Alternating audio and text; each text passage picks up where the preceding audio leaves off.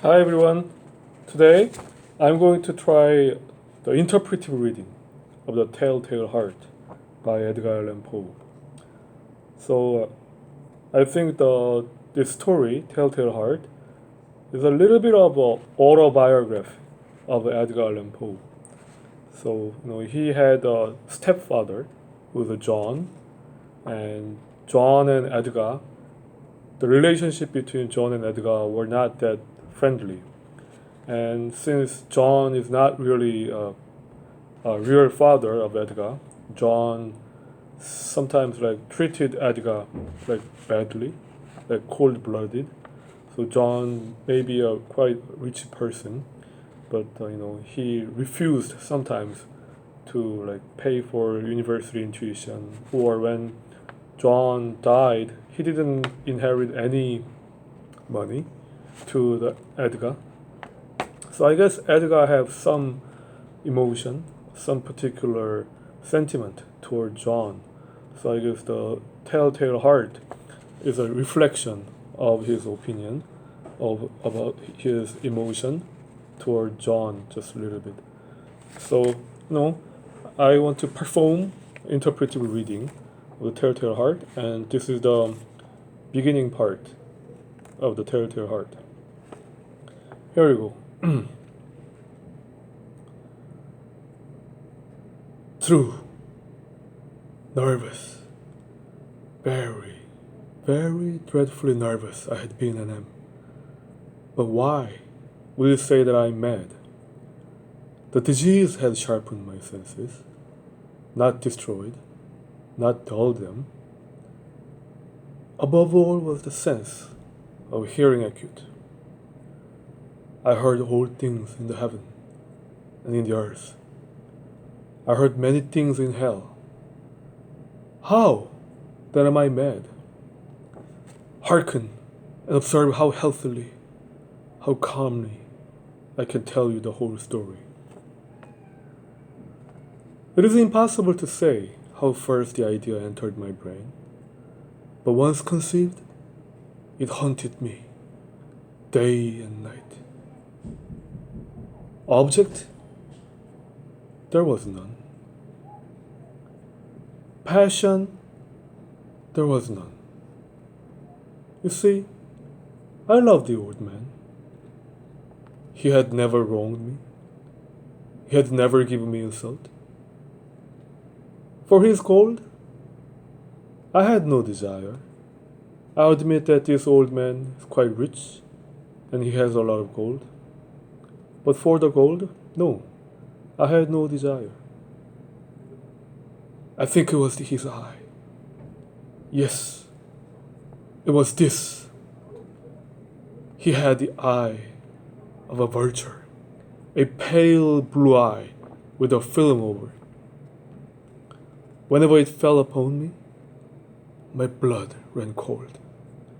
And so by degrees, very gradually, I made up my mind to take the life of the old man, and thus rid myself of the eye forever. Now, this is the point. You fancy me mad. See, madmen know nothing. But you should have seen me. You should have seen how wisely I proceeded. With what caution, with what foresight, with what dissimulation I went to work.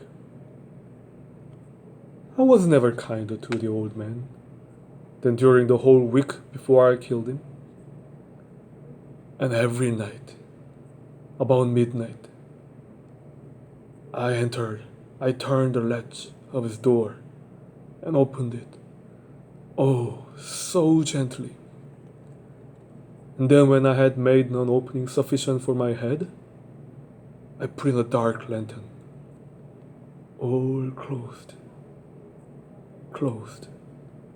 that no light shone out. Then I thrust in my head. Oh, you should have seen me, how cunningly I thrust it in. I moved it slowly, very, very slowly, so that I might not disturb the old man's sleep. It took me an hour to place my whole head within the opening, so far that I could see him as he lay upon his bed. Ha! Would the madman have so wise as this? And then, when my head was well in the room, I undid the lantern, cautiously. Oh, so cautiously, for the hinges creaked. I undid it just so much that a single thin ray fell upon the virtual eye. And this I did for 7 long nights, every night just at midnight. But I found the eye always closed, and so it was impossible to do the work. But it was not the old man who vexed me, but his evil eye. And every morning, when the day broke, I went boldly into the chamber and spoke courageously to him, calling him by name in a hearty tone and inquiring how he was past the night. So you see, he would have been a very profound old man, indeed, to suspect that every night, just at 12, I looked in upon while he slept. Upon the 8th night, I was more than usually cautious in opening the door. A watch's minute hand moves more quickly than did mine. Never before that night had I felt the extent of my own powers, of my sagacity. I could scarcely contain my feeling of triumph. To think that there I was, opening the door little by little, and he not even to dream of my secret deeds or thought. I fairly chuckled at the idea. Perhaps he heard me, for he moved on the bed suddenly, as if startled. Now, you may think that I drew back, but no. His room was as black as pitch with a thick darkness, for the shutters were close fastened through fear of robbers. And so I knew that he could not see the opening of the door, and I kept pushing it steadily. I had my head in and was about to open the lantern when my thumb slipped upon the tin fastening, and the old man sprang up in bed and crying out, "Who's there?" I kept quiet still and said nothing. For a whole hour, I did not move a muscle.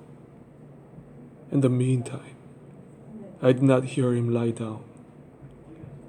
He was still sitting up in the bed, listening, just as I've done, night after night, hearkening to the death watches in the war.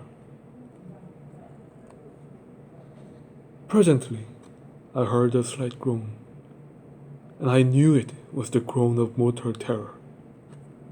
It was not a groan of pain or of grief. Oh no, it was the low, stifled sound that arises from the bottom of the soul when overcharged with woe. I knew the sound well. Many a night, just at midnight, when all the world slept, it has welled up from my own bosom, deepening with its dreadful echo the terror that distracted me. I say I knew it well. I knew what the old man felt, and pitied him, although I chuckled at heart. I knew that he had been lying awake ever since the first slight noise when he had turned in the bed. His fears had been ever since growing upon him. He had been trying to fancy them causeless, but could not. He had been saying to himself, "It's nothing but the wind in the chimney. It's only a mouse crossing the floor. Or it's merely a cricket which has made a single chirp." Yes, he had been trying to comfort himself with these suppositions, but he had found it all in vain. All in vain, because death, in approaching him, had stalked with his black shadow before him, enveloped the victim. And it was the mournful influence, the unperceived shadow that caused him to feel, although he neither saw nor heard, to feel the presence of my head within the room. End of part 1. Okay? Thank you guys. Thank you for listening. Bye.